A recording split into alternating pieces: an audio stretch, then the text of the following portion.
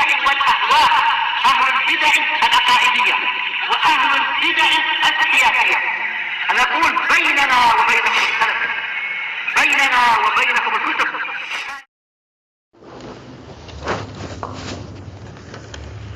Bismillahirrahmanirrahim. Alhamdulillahilladzi arsala rasulahu bil huda wa dinil haq liyudhhirahu 'alad dini kullihi wa kafaa billahi shahida. Wa ashhadu an la ilaha illallah wahdahu la syarika lah iqraran bihi wa tauhida. Wa ashhadu anna Muhammadan 'abduhu wa rasuluh sallallahu alaihi wa ala alihi wa sallama tasliman mazida la nabiyya ba'dah. Ikhwani fid din, azzani wa azakumullah.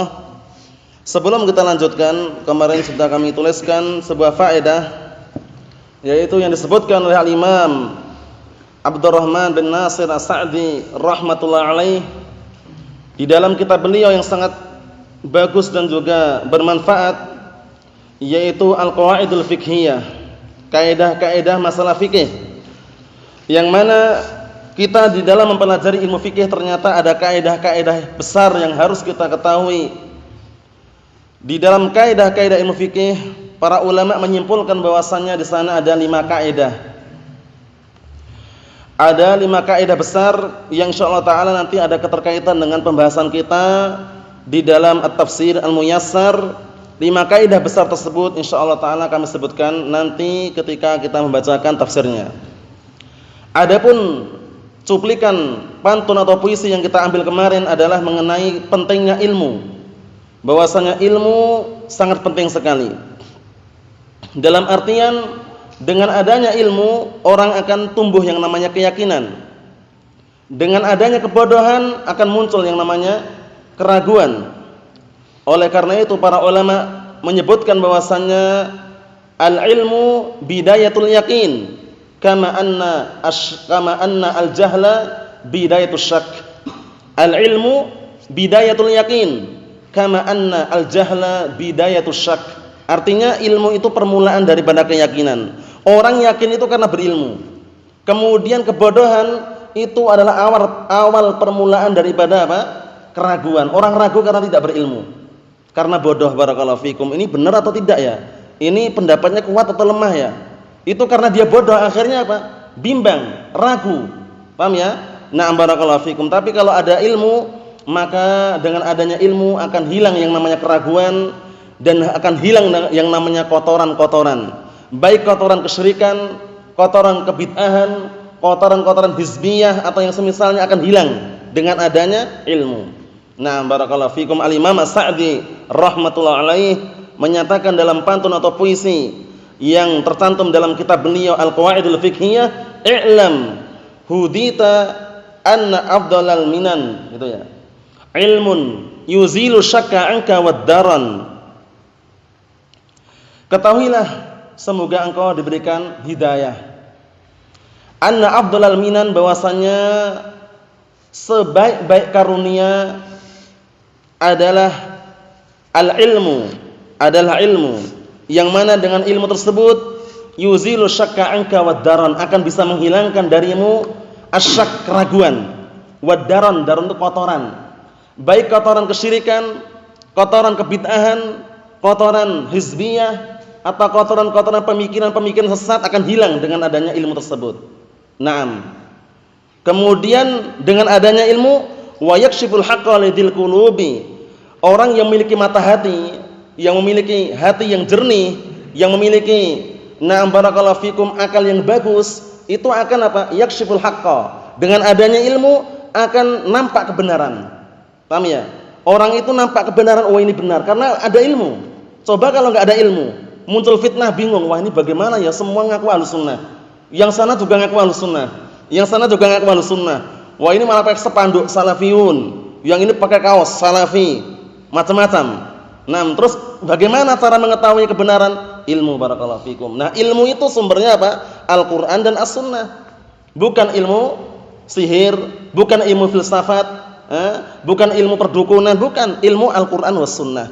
Karena semua ilmu, barakallahu fikum, selain ilmu Al-Quran dan selain ilmu hadis dan selain memahami ilmu agama, menyibukkan semuanya.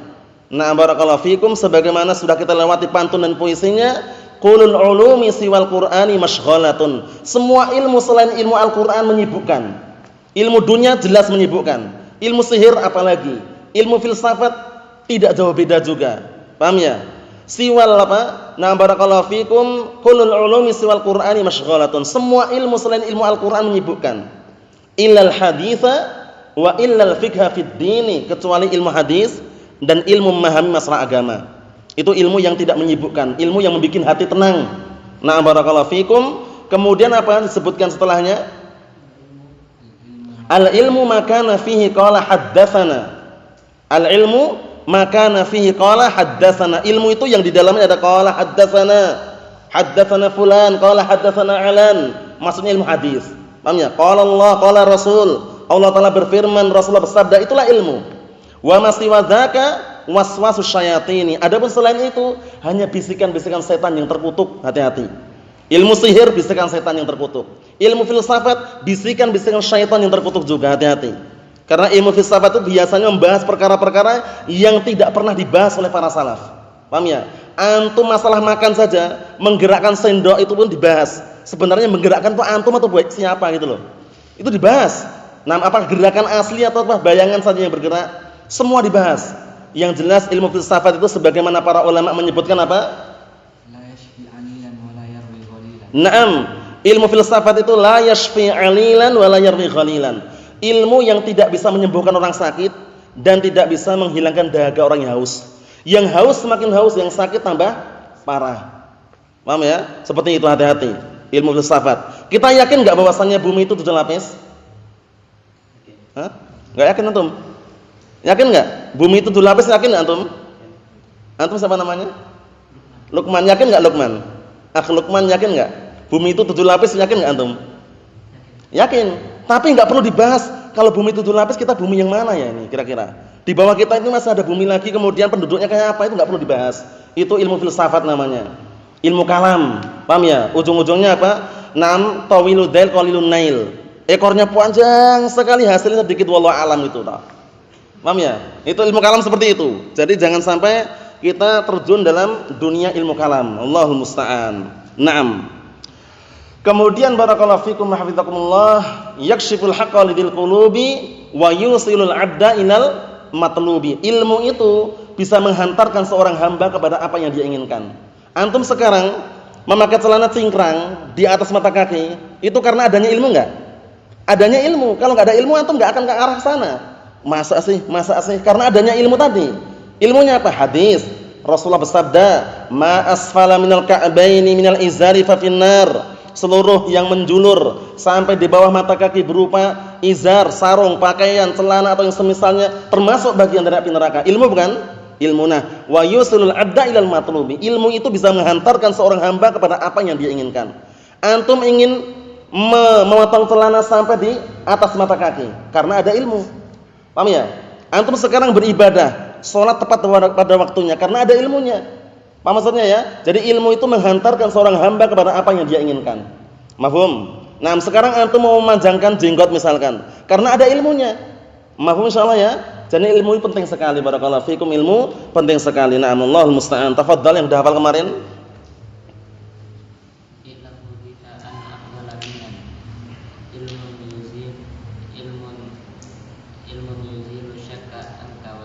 Naam. Wa yaksibul haqqa lidil qulubi wa yusilul 'abda ilal matlubi. Naam, ahsan, tafadhal.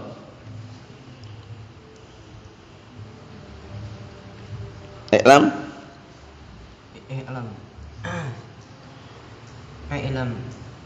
I'lam hudita anna afdalal minan ilmun yuzilu saka 'anka wad-daran wa yukshiful haqqa Wa yakshifu haqqa lidil qulubi wa yusilul 'abda ilal matlubi. Naam, tafadhal. Bismillahirrahmanirrahim. I'lam hudita anna afdalal minan ilmun yuzilu syakka 'anka wad-daran ويكشف الحق للقلوب Wayakshifu atau yakshifu? ويكشف Hah? ويكشف Naam ya. ويكشف الحق للقلوب ويوصل العبد إلى المطلوب. Naam, fadal. Hafal antum? Antum hafal? Ayo, antum? Antum? Ya bismillah. Bismillahirrahmanirrahim. I'lam hunita anna afdalal minan ilmun yuzilul haqqa. Hakok dihilangkan di mana? Ilmun yuzilul syakka an kawaddaran Ayo, naam. wa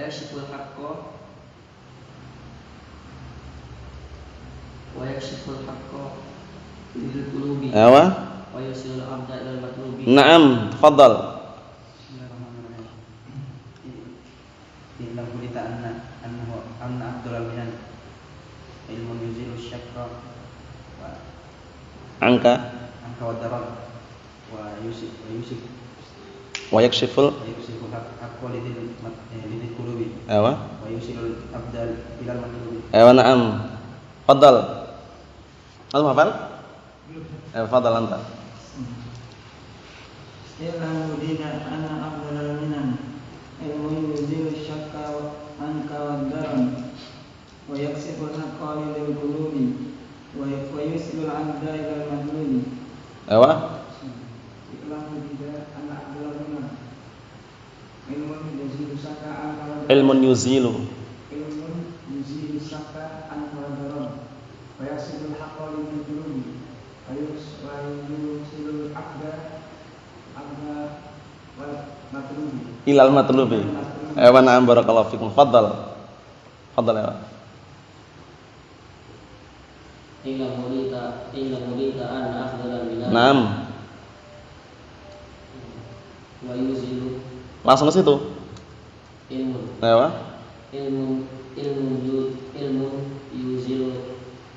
yuzilu syakka an kawaddaran Ayo. wa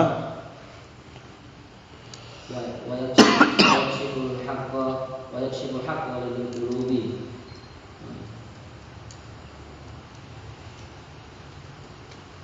Ayo. wa yusilul abda ila matlubi. Naam, tafadhal.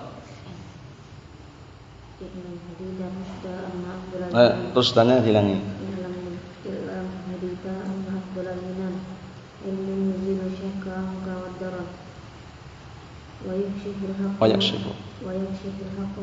lil qulubi wa yusilul 'abda ila al-matlubi. Ayo, naam, tafadhal. I'lam hudita anna afdalal minan ilmun yuzilu syakka anka wad-daran wa yakshiful haqqa lidil qulubi wa yusilul abda ilal matlubi. Naam, barakallahu fikum. Pantun yang sangat bagus dan berharga serta faedahnya sangat luar biasa. Itu pantun yang disebutkan oleh Imam As-Sa'di rahmatullahi alaih di dalam kitab beliau Al-Qawaidul Fiqhiyah. Naam, i'lam hudida anna afdalal minan ilmun yuzilu syakka anka wad-daran wa yakshiful haqqa lidil qulubi wa yusilul abda ilal matlubi. Naam. Kita baca barakallahu fikum lanjutan daripada At-Tafsir Al-Muyassar. Sekarang kita berada di ayat yang terakhir dari surat Al-Baqarah.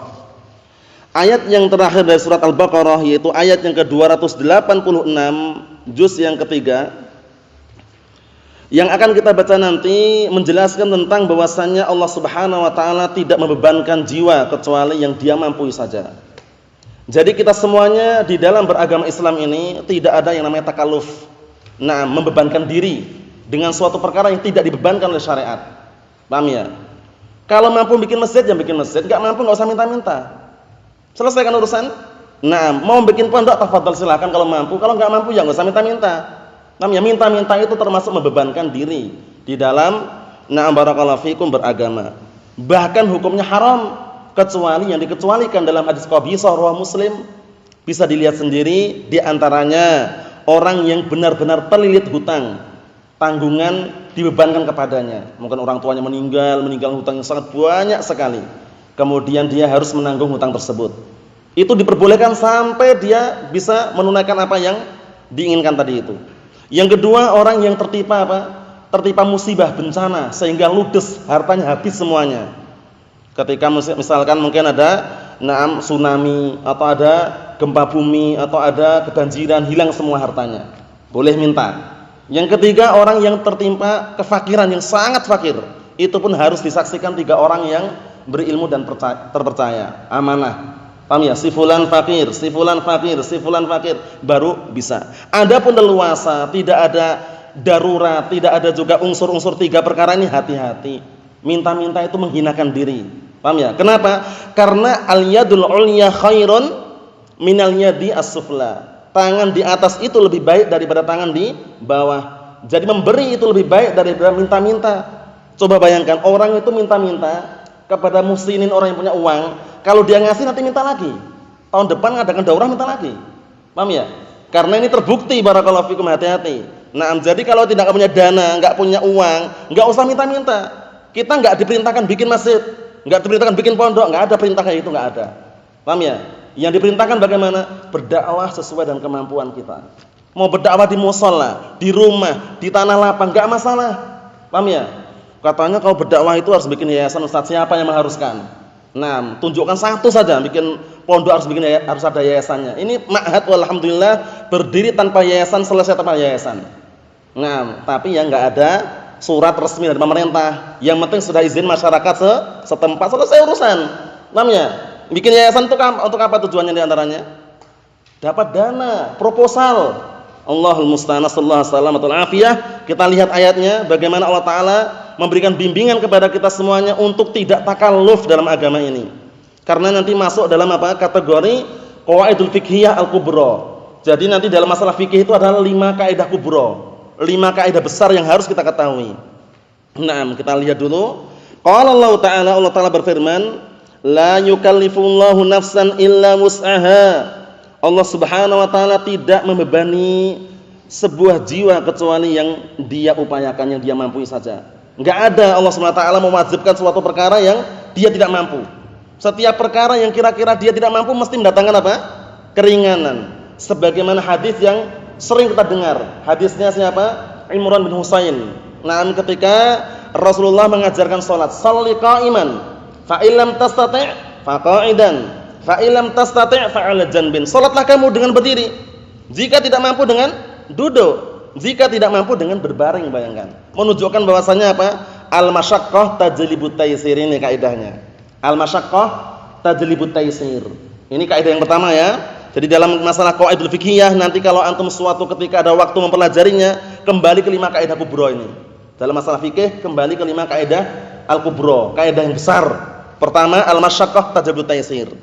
Ini enggak tak urutkan ya, cuman intinya 5 nanti. Pertama, al-masyaqqah tajlibut taysir. Perkara yang memberatkan mendatangkan apa? Kemudahan. Salat tidak bisa dengan berdiri, dengan duduk. Mudah enggak? Mudah. Tidak mampu dengan duduk, dengan apa? Dengan berbaring. Tidak mampu dengan berbaring semampunya. Fattaqullaha mastata'tum. Bertakwalah kalian kepada Allah Subhanahu wa taala semampunya, tidak ada pembebanan diri. Apa maksudnya ya? Karena Allah Subhanahu wa taala itu menginginkan pada hambanya itu kemudahan, bukan apa? Kesulitan. Yuridullahu bikumul yusra wala yuridu bikumul usr. Allah Ta'ala berfirman, yuridullahu bikumul yusra wala yuridu bikumul usr.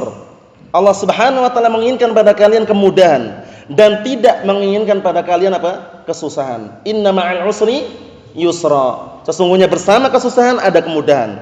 Dalilnya macam-macam, banyak sekali, di antaranya yang sudah kami sebutkan tadi. Ada dalil yang lain banyak. Hadisnya Abi Sa'id Al-Khudri, riwayat Muslimun itu, man ra'a minkum munkaran falyughayyirhu biyadihi fa illam yastati' fa bilisanihi fa illam yastati' fa biqalbihi. Urut enggak itu? Urut. Enggak mampu dengan tangan, dengan lisannya. Enggak mampu dengan lisannya, dengan hatinya. Wa dzalika ataful iman. Yang demikian itu adalah selemah-lemahnya keimanan. Intinya al-masyaqqah tajlibut taysir. Perkara yang memberatkan hamba itu akan mendatangkan kemudahan. Antum, kita semuanya kaum lelaki, tentunya hukum globalnya wajib sholat berjamaah di masjid. Tapi kalau hujan dapat rukhsah keringanan di rumah. Ringan enggak berarti? Keringanan. Al-masyaqqah tajlibut taysir. Paham ya? Perkara yang memberatkan bisa mendatangkan kemudahan. Itu semuanya. Nah, barakallahu fikum. Antum safar, aslinya antum wajib salat Jumat. Aslinya. Tapi ketika safar jadi apa? Dapat rukhsah keringanan, enggak salat Jumat enggak masalah. Salat duhur tapi. Paham ya? Iya. Kalau enggak salat Jumat, salat duhur ya keliru. Salat Jumat keringanan dia enggak salat Jumat, tapi salat duhur. Paham maksudnya ya? Naam, tapi kalau dia mau salat Jumat boleh enggak? Ya enggak ada masalah, boleh-boleh saja. Cuman mendapat rukhsah keringanan tadi. Mafhum? Aslinya puasa Ramadan jelas wajib itu ya. Tapi ketika antum safar, ketika antum sakit, ada enggak keringanan? Ada keringanan untuk tidak puasa di waktu itu dan menggantikan di hari-hari yang lain.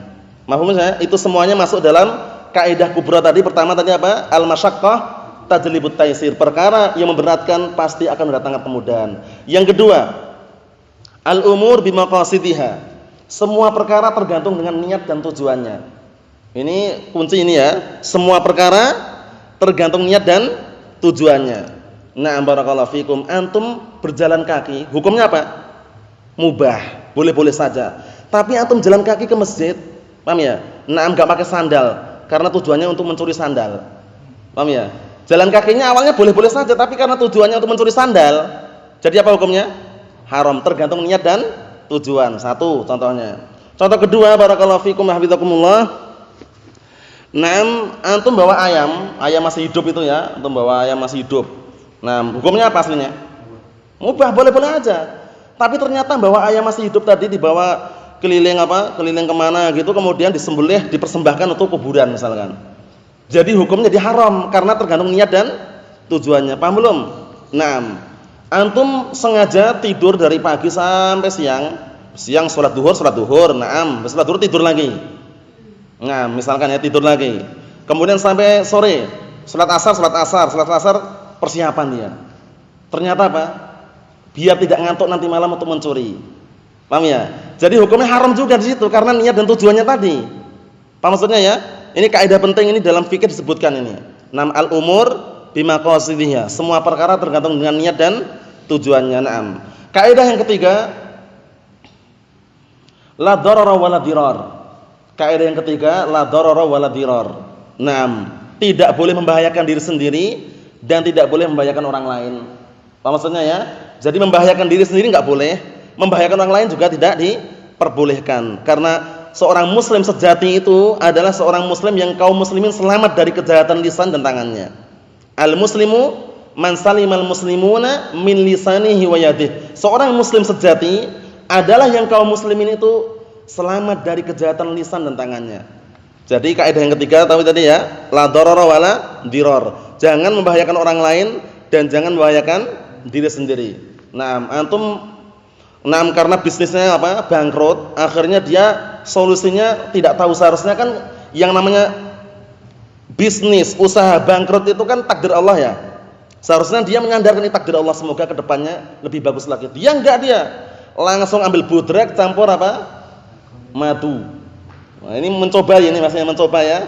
Budrek campur madu untuk bunuh diri. Masih belum mati. Oh, ternyata masih pada madunya ya. Pakai cara lain lagi. Yang jelas barakallahu fikum dia minum itu tujuannya membahayakan dirinya bila meninggal. Itu masuk dalam larangan tadi. La darara wala dirar. Jadi perlu diperhatikan ya. Kaidah tersebut diterapkan juga bagi orang-orang yang bunuh diri. Bunuh diri itu macam-macam. Ada yang bunuh diri karena sebabnya barakallahu fikum kurangnya tawakal kepada Allah Subhanahu wa taala. Jadi dia seringnya terjadi bagi orang-orang yang bangkrut usahanya, bisnis tidak lancar, akhirnya dia barakallahu fikum stres. Solusinya bingung dia. Akhirnya daripada setiap usaha bangkrut terus mending bagaimana caranya segera hilang aja nyawa ini. Akhirnya dia naik ke lantai 4. Tingkat 4 itu ya, jatuh, tapi enggak mati juga. Karena belum takdirnya. Paham ya? Nah, itu juga enggak diperbolehkan juga ya. Yang jelas la darara wala dirar. Itu yang ketiga. Yang keempat barakallahu fikum, kaidah yang keempat. Apa yang keempat? Al-yaqinu la yazulu bisyak. Keyakinan itu tidak bisa hilang dengan keraguan. Antum wudu, yakin di atas wudu, kemudian salat, Allahu Akbar. Di dalam salat antum merasa menjumpai sesuatu yang gerak-gerik di dalam perutnya. Jangan-jangan kentut, jangan-jangan keluar angin dan semisalnya. Padahal enggak mencium bau, enggak kedengaran suara kentut juga. Nah, antum ke arah mana sekarang? Batalkan salatnya, wudu lagi atau lanjutkan salatnya? Lanjutkan salatnya. Karena apa? Karena Rasulullah suatu ketika pernah ada orang yang mengadu. Barakallahu fikum, dengarkan. Ada orang yang mengadu kepada Rasulullah tentang seseorang yang dia menjumpai sesuatu dalam salatnya. Rasulullah mengatakan la yang sarif hatta yasma'a sautan aw yajidarihan. Bilang sama orang tadi jangan berpaling, jangan ninggalkan salatnya sampai dia menjumpai na'am barakallahu fikum baunya dan mendengarkan suaranya. Apa maksudnya ya? Jadi kalau mencium bau dan yakin itu bau dari dia sendiri, baru dia keluar.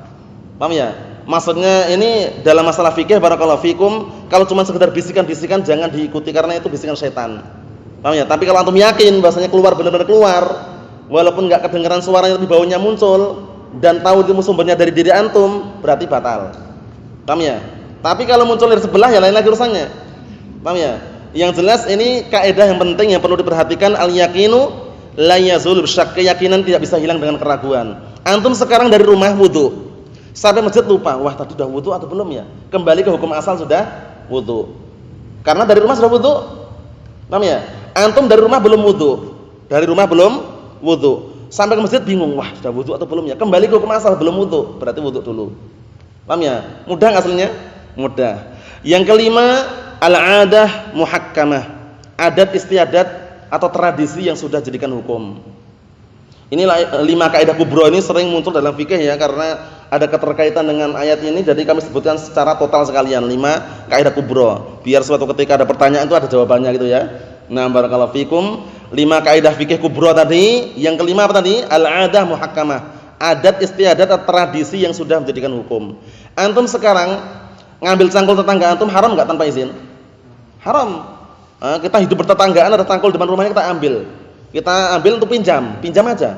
Tapi kan belum menjadi tradisi yang jadikan hukum itu loh. Jadi itu orang baru datang dia, baru datang ngontrak di situ. Kita ambil cangkulnya.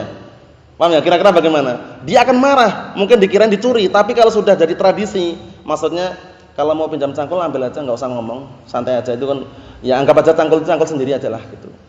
Akhirnya dia setelah itu minjam pun enggak ngomong, enggak masalah gitu loh. Karena sudah jadi jadikan hukum tadi itu. Mafhum? Hukum asalnya enggak boleh ngambil barang orang lain tanpa izin, tapi kalau sudah diizinkan, lain kali kalau mau pinjam aja, enggak usah izin, enggak masalah. Tradisi yang dijadikan hukum tadi ya, itu enggak masalah. Hukum asalnya enggak boleh kalau belum ada jadikan hukum tadi itu. Mafhum insyaallah ya? Ini 5 kaidah kubra yang perlu diperhatikan. Kita lanjutkan. La yukallifullahu nafsan illa wus'aha, laha ma kasabat wa 'alaiha maktasabat. Bagi jiwa tersebut apa yang dia usahakan, apa yang dia kerjakan, dan dia akan mendapatkan apa yang dia kerjakan dan apa yang dia usahakan. Maksudnya dia akan dapat pahala atau mendapat hukuman tergantung dengan pekerjaan dia, tergantung dengan amalan dia. Al-jaza'u min jinsil amal. Al-jaza'u min jinsil amal. Jadi balasan itu tergantung dengan amalannya. Balasan tergantung dengan apa? Amalannya. In khairan fa khairun wa in syarran fa syarrun, itu kaidah ya. Al jazaa'u min jinsil amal. Balasan tergantung dengan jenis amalannya. In khairan fa khairun wa in syarran fa syarrun. Jika amalannya baik, balasannya pun juga baik. Jika amalan jelek, balasannya pun juga jelek. Berarti apa? Laha ma kasabat wa 'alaiha maktasabat. Apa maksudnya ya? Jadi seperti itu keadaannya, Allahul musta'an. Karena besar kecilnya pahala dari Allah Subhanahu wa taala tergantung dengan besar kecilnya ujian yang ditimpakan pada hamba tersebut. Ya enggak? Inna 'idhamal jazaa ma'a 'idhamil bala. Wa innallaha 'azza wa jalla idza ahabba qauman ibtalahum faman radiya falahu ridha wa man sakhita falahu sukhat. Artinya sesungguhnya besarnya jaza, balasan itu tergantung dengan besarnya ujian yang diujikan pada hamba tersebut. Sesungguhnya Allah Subhanahu wa taala apabila mencintai seorang hamba akan menguji mereka. Jadi enggak dibiarkan diuji. Hamba itu diuji. Dengan ujian tersebut melahirkan 2 perkara. Apa itu? Ridha atau murka. Dah. Kalau dia ridha mendapatkan keridhaan Allah, kalau dia murka mendapatkan kemurkaan Allah Subhanahu wa taala wal a'yadu billah. Mafhum ya? Jadi ujian itu jangan bayangan kita di benak kita ujian itu cuma musibah, penyakit, itu enggak. Antum diberikan harta melimpah itu ujian. Kita diberikan kekayaan yang mewah itu ujian juga. Paham ya maksudnya ya? Ujian itu jangan bayangannya wah si fulan lagi diuji, kenapa? Dia sakit-sakitan terus.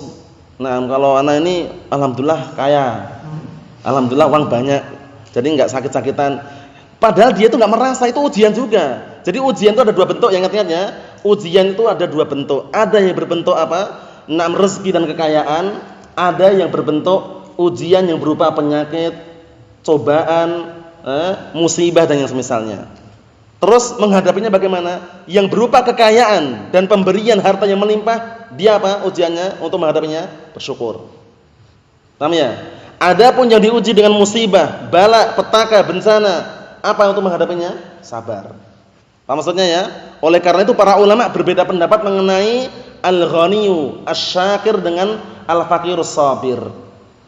Orang kaya tapi bersyukur dengan orang fakir tapi bersabar. Mana lebih afdal antum? Orang kaya ini bersyukur, dia kaya tapi bersyukur, alhamdulillah.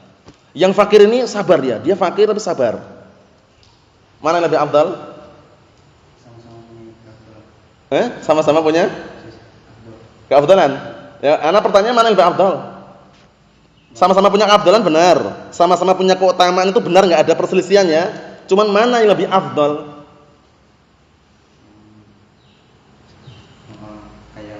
Yang miskin tadi sabar loh dia. Antum siapa namanya antum? Ikhlas. Namanya Ikhlas? Masya Allah. Nah gimana? Ikhlas. Yang kaya bersyukur tapi loh. Gimana kira-kira? Atau gimana? Yang kaya tapi bersyukur orangnya. Kenapa? Ya itu sebagian para ulama menyebut seperti itu, namun yang rajih barakallahu fikum semuanya ditimbang dengan ketakwaannya. Inna akramakum indallahi atqakum. Sesungguhnya orang yang paling mulia di antara kalian di sisi Allah Ta'ala adalah orang yang paling bertakwa di antara kalian. Jadi kalau kedua-duanya ternyata kau bertakwa, ya dapat keutamaan di sisi Allah Subhanahu Wa Ta'ala. Namun untuk membedakan antara mana lebih afdal, ketakwaannya. Paham ya? Jadi tidak ada perbedaan antara ajami atau Arabi yang kulit hitam, kulit putih atau yang semisalnya, enggak ada perbedaan. Kecuali apa? Ketakwaan tadi yang membedakan. Mahum insyaallah ya. Inna akramakum indallahi atqakum. Sesungguhnya yang paling mulia di antara kalian di sisi Allah Subhanahu wa taala adalah orang yang paling bertakwa di antara kalian. Mahum insyaallah ya. Na'am barakallahu fikum, seperti itu. Kita lanjutkan. Rabbana la tu'akhidna in nasina aw akhtana. Wahai Rabb kami, jangan engkau mengadab kami jika kami lupa atau kami keliru. Jadi lupa atau kekeliruan itu tempat untuk tidak bisa dihukum. Paham ya? Orang keliru, orang lupa itu kalau kita hukum malah keliru. Paham ya? Nah, barakallahu fikum. Namun kalau orang lupa cuman pura-pura lupa, lain lagi urusannya. Paham ya? Kalau pura-pura lupa lain lagi urusannya. Tapi kalau benar-benar lupa itu enggak bisa dihukum. Kalau benar-benar lupa tidak bisa dihukum, paham ya? Insyaallah ya. Kemudian kalau keliru itu juga enggak bisa dihukum karena termasuk na'am barakallahu fikum, kekeliruan atau lupa itu termasuk na'am yang dapat udzur. Paham ya? Nah, sebagaimana disebut para ulama, kita dalam mengkafirkan orang kafir atau di dalam mengkafirkan orang yang berbuat kekufuran itu ada mawani'nya, penghalang-penghalang. Di antaranya apa? Karena keliru, karena lupa. Jadi dia mengucapkan kekufuran tapi karena keliru. Dia mengucapkan ucapan kekufuran karena lupa. Itu enggak bisa dikafirkan. Paham maksudnya ya? Nah, barakallahu fikum. Oleh karena itu di sini Rabbana la tu'akhidna in nasina aw akhtana. Wahai Rabb kami, jangan engkau mengadab kami. Naam, manakala kami lupa dan kami keliru. Rabbana wa la tahmil 'alaina isran kama hamaltahu 'alal ladzina min qablina. Wahai Rabb kami, wala tahmil 'alaina, janganlah engkau membebankan kepada kami dosa-dosa sebagaimana yang engkau telah bebankan kepada orang-orang sebelum kami. Jadi barakallahu fikum hafizakumullah, termasuk keutamaan dan juga kesempurnaan agama Islam ini, masing-masing dosa itu dibawa dipikul masing-masing. Namanya itu hukum asalnya. Jadi masing-masing memikul dosa masing-masing itu ya, itu hukum asalnya. Kecuali ada faktor-faktor yang lain yang membikin dia harus memikul dosa orang lain. Seperti contohnya apa? Dia penyeru kebatilan, penyeru kemungkaran, diikuti oleh orang-orang untuk melakukan kemungkaran, maka dia memikul dosanya dia sendiri dan dosa orang-orang yang melakukan perbuatan dosa. Paham maksudnya ya? Nah, tapi hukum asalnya masing-masing dosa itu dipikul oleh orang-orang yang mengerjakannya, tidak dibebankan kepada barakallahu fikum orang lain. Rabbana wa la tuhammilna ma la taqata lana bih. Wahai Rabb kami, dan jangan Engkau membebankan kepada kami pada perkara yang kami tidak punya kemampuan untuk melakukannya. Ini juga menunjukkan bahwasannya kita semuanya barakallahu fikum wa hafizakumullah, Allah Subhanahu wa taala tidak membebankan perkara yang memang tidak dimampu oleh hamba. Semua syariat ini memang sudah disyariatkan, namun ada syariat-syariat yang memang hamba itu bisa melakukannya, ada yang tidak bisa melakukannya. Oleh karena itu, fattaqullaha mastata'tum. Bertakwalah kalian kepada Allah Subhanahu wa taala semampu kalian. Mafhum insyaallah ya? Ayo na'am barakallahu fikum. Karena kalau kita melakukan semua ketaatan mampu enggak kira-kira? Enggak mampu. Semua banyak ketaatan banyak sekali, cuman kita tetap berupaya semampu kita. Tapi di dalam meninggalkan kemungkaran harus, bukan kemungkaran semampu kita enggak, tapi harus diupayakan semaksimal mungkin meninggalkan kemungkaran. Paham ya? Oleh karena itu di dalam hadis manahaitukum anhu fastanibuh wa ma amartukum bihi fa'tu minhu mastata'tum. Seluruh perkara yang aku larang tinggalkanlah. Enggak ada tinggalkanlah semampu kalian. Tinggalkanlah. Dan semua perkara yang kami perintahkan kerjakanlah semampu kalian. Karena yang berupa perintah, ibadah dan semisal itu banyak sekali, kita enggak mampu semuanya. Mampu soalnya ya, mau salat malam aja berat. Ya, salat malam aja kalau kita enggak berupaya, berat enggak? Berat, apalagi sepertiga malam terakhir. Jam-jam 3 malam itu berat-beratnya itu. Paham ya? Jadi harus butuh perjuangan. Paham ya? Salat malam upayakan, apalagi ahlus sunnah wal jamaah upayakan bangun malam. Bangun malam semangat. Semangat enggak antum? Semangat enggak? Salat malam enggak antum? Salat malam enggak kalau malam? Bagus. Paham ya? Lanjutkan. Antum? Antum? Ayo. Yang jelas barakallahu fikum, dengar adzan pertama langsung bismillah. Paham ya? Nah, barakallahu fikum seperti itu. Yang besar membangunkan, yang kecil pun langsung bangun. Paham ya? Nah, bukan istilahnya enak-enak tidur dan semisalnya, kecuali kalau sakit. Sakit lain lagi urusannya, atau mungkin capek sekali, bangun pun enggak kuat misalkan, perlu bantuan ya dibantu bangunkan misalkan. Paham ya? Yang jelas berupaya semaksimal mungkin barakallahu fikum, karena qiyamul lail ini salah satu bentuk aja. Sunnah itu kan macam-macam bentuknya ya. Qiyamul lail yang dikenal dengan sunnah muakkadah, sunnah yang sangat ditekankan ini berat sekali orang yang mengerjakannya, kecuali orang-orang yang sudah berupaya dan juga terbiasa. Oleh karena itu qiyamul lail, salat malam ini memang barakallahu fikum Rasulullah sangat menekankannya. Naam, qiyamul lail, salat malam. Naam, salat witir itu paling sedikitnya berapa rakaat? Akhaban Naufal? Salat witir paling sedikitnya berapa rakaat? 1 rakaat. Naam, boleh enggak salat witir siang hari? Masa nggak boleh? Yang penting ganjil. Apa? Yang penting apa? Yang penting ganjil. Berarti walaupun siang hari boleh. Malam ya. Kalau siang hari nggak boleh ya. Nggak ada salat witir siang hari itu nggak ada. Kalau malamnya dia biasanya 1 rakaat, siang hari menjadi 2 rakaat. Kalau biasanya malamnya 3 rakaat, siang hari menjadi 4 rakaat, seperti itu. Jadi nggak ada salat witir itu di siang hari. Ij'alu akhir salatikum billaili witra. Jadikanlah akhir malam salat kalian itu witir. Na'amallahul musta'an, la ba'as. Kita lihat di sini. Wa'fu 'anna waghfir lana. Ampunilah kami dan maafkanlah kami. Warhamna, dan berilah kami kasih sayang. Anta maulana, engkau adalah penolong kami dan pelindung kami. Fansurna 'alal qaumil kafirin. Maka tolonglah kami untuk melawan kaum orang-orang kufar. Nah, dalam artian menolong mereka, menolong kita, Allah Subhanahu wa taala menolong kita untuk memerangi mereka dengan apa? Peperangan itu tidak harus dengan pedang, tidak harus dengan senjata. Memerangi mereka tentunya dengan ilmu. Nah, barakallahu fikum, termasuk talabul ilm, mencari ilmu, itu memerangi mereka. Karena dengan ilmu kita bisa berhati-hati dengan makarnya orang-orang kufar. Tapi kalau tanpa ilmu, cuma sekedar satu kardus Indomie langsung menjadi apa? Berubah agama. Karena tanpa ilmu. Allah musta'an, hati-hati ya. Na'am barakallahu fikum wa hafizakumullah. Kita baca sedikit lagi. Qala al-mufassirun asbahumullah, dinullah yusrun la masyaqqata fih. Agama Allah Taala itu mudah, tidak ada na'am barakallahu fikum pemberatan di dalamnya sedikit pun. Fala yatlubullahu min ibadihi ma la yutiqunahu. Maka Allah Subhanahu wa taala tidak pernah meminta hamba-hambanya perkara yang membebankan hamba. Tidak pernah. Jadi Allah Subhanahu wa taala tidak pernah meminta pada hamba-hambanya perkara yang memang hamba itu enggak mampu. Salat zuhur berapa rakaat? 4 rakaat. Kalau sudah salat enggak diperintahkan ulangi lagi. Paham ya? Salat duhur belum? Sudah salat duhur belum? Sudah, enggak perlu ulangi lagi, enggak ada. Kalau sudah benar-benar salat tepat pada waktunya.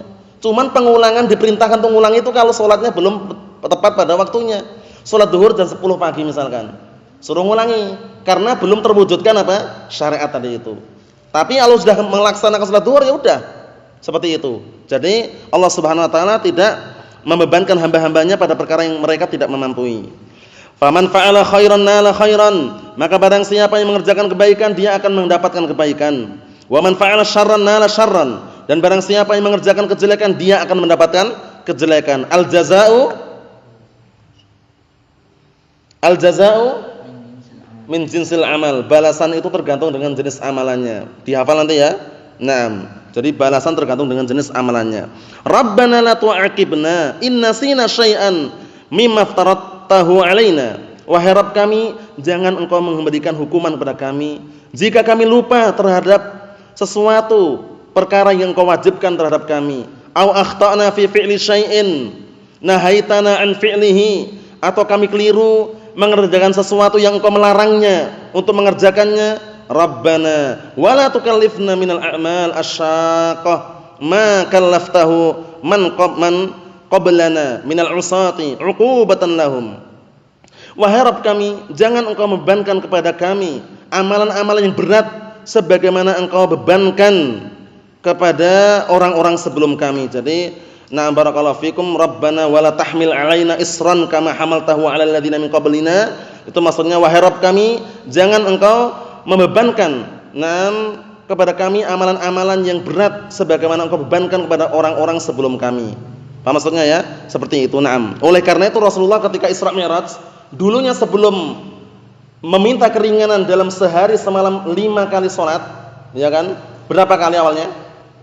50 kali. Turun kemudian Nabi Musa mengatakan minta keringanan.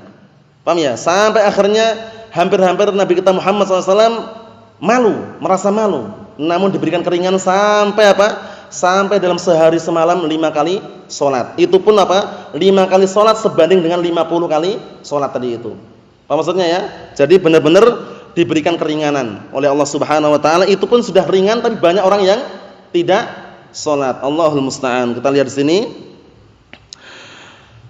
Nam wala tukallifna minal a'mali syaqah ma kallaftahum man qablana. Dan jangan engkau membebankan kepada kami amalan-amalan yang berat sebagaimana engkau telah bebankan kepada orang sebelum kami. Minal usati uqubatan lahum, dari kalangan orang-orang pelaku maksiat sebagai hukuman untuk mereka. Rabbana wala tuhammilna ma la nastati'uhu.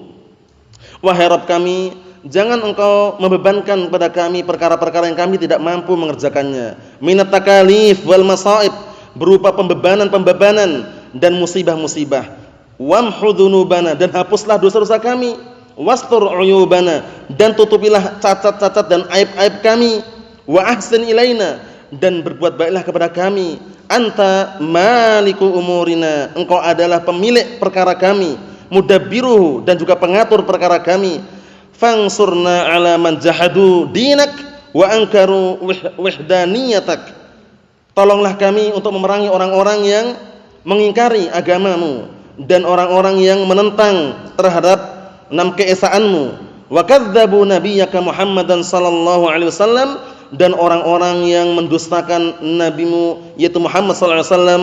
Waj'al 'aqibata lana 'alaihim fid dunya wal akhirah, dan jadikanlah akibat yang baik untuk kita. Naam barakallahu fikum, terhadap kejahatan mereka di dunia dan akhirat. Maksudnya itu, dan barakallahu fikum, takdirkanlah kepada kami akibat yang baik, hasil yang baik, naam di dunia dan di akhirat. Ini kesimpulan ayat yang ke-286 dari surat Al-Baqarah. Walhamdulillah sudah kita selesaikan naam pembahasan kita At-Tafsir Al-Muyassar dari surat Al-Baqarah ini, barakallahu fikum, yang mana kurang lebihnya naam sudah 100 lebih pertemuan untuk menyelesaikan surat Al-Baqarah ini. Yang berikutnya nanti insyaallah taala kita akan masuk surat Ali Imran. Insyaallah taala kita akan memasuki surat Ali Imran, tentunya dengan cara berlahan-lahan. Intinya al-qasda tablughu. Berlahan-lahanlah niscaya kalian akan sampai. Nasallahu salamatal afiyah fid dunya wal akhirah wa nasallaha an yuwaffiqana lima yuhibbuhu Allah wa yardah innahu waliyyu dzalik wal qadiru alaih. Subhanakallahumma bihamdika asyhadu an la ilaha illa anta astaghfiruka wa atubu ilaik walhamdulillahi rabbil alamin.